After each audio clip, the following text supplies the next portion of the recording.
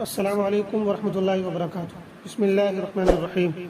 امام بخاری research academy علی گڑھ سے شائع ہونے والے ہفت روزہ الجمعہ میگزین 31 مئی 2024 مطابق 22 ذی القعدہ 1445 ہجری کے مضامین کی آڈیو ریکارڈنگ پیش خدمت ہے۔ اخلاقیات، ایمان اور دینداری کے 3 درجے۔ مضمون نگار ہے مولانا محمد فرید حبیب ندوی۔ قرآن و حدیث میں ایک مسلمان کو دوسروں کے ساتھ بہتر سے بہتر سلوک کرنے کی تعلیم دی گئی ہے۔ اس حوالے سے جب ہم اسلام کی تعلیمات پر نظر ڈالتے ہیں تو معلوم ہوتا ہے کہ اس معاملے میں ایمان کے 3 درجے ہیں۔ نمبر 1، کسی دوسرے کو تکلیف نہ دی جائے، اس کا نقصان نہ کیا جائے اور اسے کسی بھی طرح پریشان نہ کیا جائے۔ یہ ایمان کا سب سے پہلا درجہ ہے۔ ایک حدیث میں رسول اللہ صلی اللہ علیہ وسلم نے فرمایا، مسلمان تو وہ ہے جس کے ہاتھ اور زبان سے دوسرے مسلمان محفوظ رہیں۔ اگر کوئی اپنے کسی بھی عمل سے دوسروں کو تکلیف دے رہا ہے تو گویا وہ ایمان کے اس پہلے درجے پر بھی نہیں ہے۔ نمبر 2، صرف یہی کافی نہیں کہ ہم دوسروں کو تکلیف نہ دیں، بلکہ ایمان کا تقاضا یہ ہے کہ ہم دوسروں کا بھلا چاہیں، ان کے لیے بھی وہی پسند کریں جو اپنے لیے پسند کرتے ہیں۔ ہر شخص چاہتا ہے کہ اسے عزت، ترقی، خوشحالی، علم اور کامیابی حاصل ہو، تو ضروری ہے کہ وہ اپنے دوسرے بھائیوں کے لیے بھی، اور اس میں اس کے سگے بھائی بھی شامل ہیں اور عام مسلمان بھی، عزت، ترقی اور کامیابی و خوشحالی کی خواہش کرے۔ نبی کریم صلی اللہ علیہ وسلم نے فرمایا، تم میں سے کوئی اس وقت تک کامل ایمان والا نہیں ہو سکتا جب تک کہ وہ اپنے بھائی کے لیے بھی وہی کچھ پسند نہ کرے جو اپنے لیے پسند کرتا ہے۔ اور دوسری حدیثوں سے معلوم ہوتا ہے کہ نہ صرف ہم دوسروں کے لیے یہ چیزیں پسند کریں، بلکہ ہمیں چاہیے کہ ہم اللہ تعالیٰ سے اپنے بھائیوں کے لیے ان چیزوں کے ملنے کی دعا کریں جو ہم اپنے لیے مانگتے ہیں۔ یہ ایمان کا دوسرا درجہ ہے کہ ہم اپنے فائدے کے ساتھ ساتھ دوسروں کا بھی فائدہ چاہیں۔ نمبر 3، ایمان کا تیسرا درجہ ایثار ہے۔ اس کا مطلب یہ ہے کہ ہم دوسروں کو اپنے اوپر ترجیح دیں۔ ہم اپنا نقصان تو برداشت کر لیں لیکن دوسروں کا نقصان نہ ہونے دیں۔ خود مصیبت اٹھا کر دوسروں کو راحت پہنچائیں، خود بھوکے پیاسے رہ کر انہیں کھلائیں پلائیں، اپنی ضروریات اور خواہشات دبا کر دوسروں کی خواہشات پوری کریں۔ یہ دوسرے درجے سے بھی آگے کی چیز ہے اور ہم سے اصل میں یہی مطلوب ہے، لیکن افسوس کہ شاید ہم ایمان کے پہلے درجے پر بھی نہیں ہیں۔ ہمارا حال تو یہ ہے کہ ایثار کی بات تو دور، ہم دوسروں کا بھلا بھی نہیں چاہتے، ہم کسی کو خوش دیکھنا بھی نہیں چاہتے، اور اس سے بھی گری ہوئی بات یہ کہ ہم دوسروں کی تکلیف اور پریشانی کا سبب بنتے ہیں۔ اللہ تعالی ہماری حفاظت فرمائے اور ہمیں ایمان کا اعلیٰ درجہ نصیب فرمائے، آمین۔ دوسرا مضمون ہے اصلاحیات، خود کو اپنی حیثیت سے برتر ظاہر کرنے کی خواہش۔ مضمون نگار ہے مولانا محمد فرید حبیب ندوی۔ ہمارے اندر جو اخلاقی اور نفسیاتی بیماریاں پیدا ہو گئی ہیں، ان میں ایک بیماری یہ بھی ہے کہ ہم حقیقت میں جیسے ہوتے ہیں خود کو دوسروں کے سامنے اس سے بہتر ظاہر کرنے کی خواہش رکھتے ہیں۔ یہ چیز ہمارے ایمان کے لیے تو تباہ کن ہے ہی، ہماری بہت سی الجھنوں کا سبب بھی ہے۔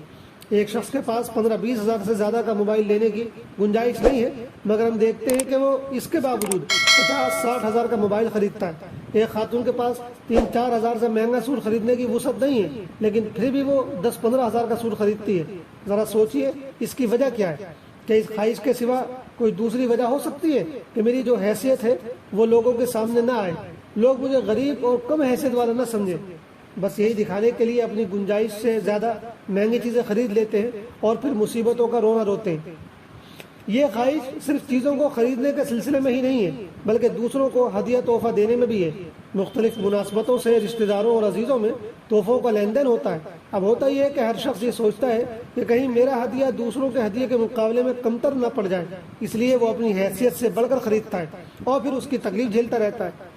اسی طرح ہم دیکھتے ہیں کہ ایک شخص کے پاس کم قیمت کا سوٹ ہوتا ہے، اسے کسی فنکشن میں شریک ہونا ہے تو وہ اپنے کسی دوست یا عزیز کا قیمتی سوٹ پہن کر اس فنکشن میں جاتا ہے تاکہ لوگ اس کے سوٹ سے متاثر ہوں اور اسے صاحب حیثیت سمجھیں۔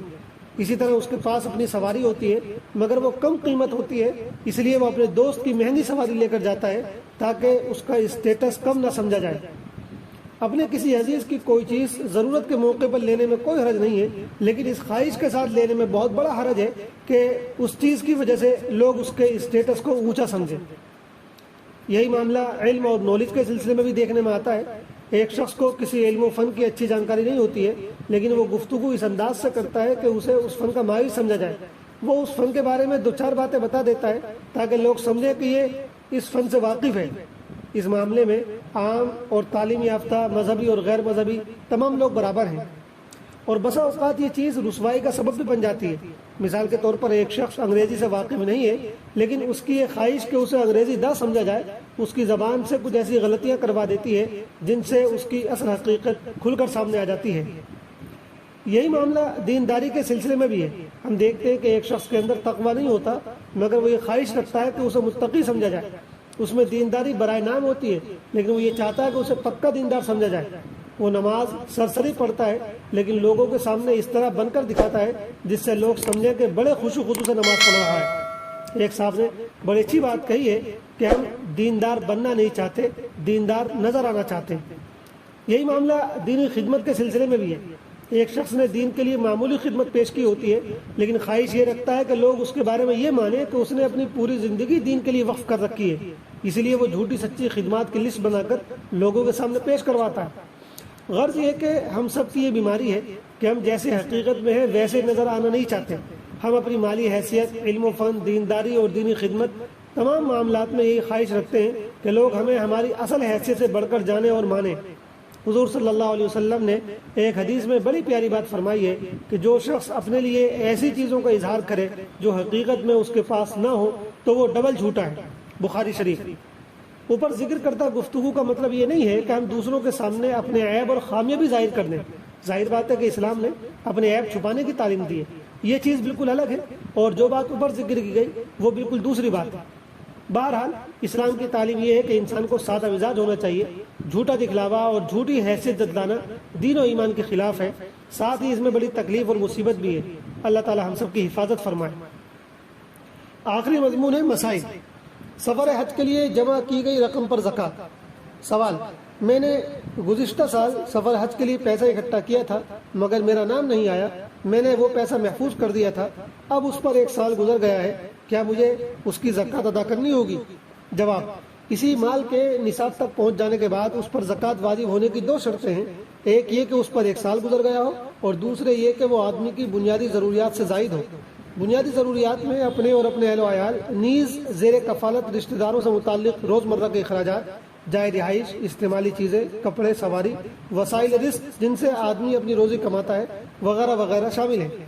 اور فرضیت حج کی شرائط میں سے ایک شرط یہ ہے کہ اس کے پاس حج کے مصارف کے علاوہ اتنا مال ہو کہ حج سے واپسی تک کی مدت کے لیے اس کے زیر کفالت افراد کی بنیادی ضروریات کے لیے کافی ہو۔ حج کا سفر انسان کی بنیادی ضروریات میں سے نہیں ہے کہ اس بنا پر اس کے لیے خاص کی گئی رقم سے زکوٰۃ کی ادائی ساقط ہو جائے۔ اگر اس پر 1 سال گزر گیا ہے تو اس کی زکوٰۃ ادا کرنی ہوگی۔ اس بات میں بھی کوئی وزن نہیں ہے کہ اس کی زکوٰۃ ادا کرنے سے حج کے لیے جمع کی گئی رقم میں کمی آ جائے گی۔ ہر سال سفر حج کے مصارف میں کچھ نہ کچھ اضافہ ہو جاتا ہے، جس طرح اگلے سال حج کرنے کی صورت میں آدمی کو اضافہ شدہ مصارف کا نظم کرنا ہوگا، اسی طرح وہ اس کی زکوٰۃ ادا کرنے کی صورت میں رقم میں ہونے والی کمی کی بھی تلافی کر سکتا ہے۔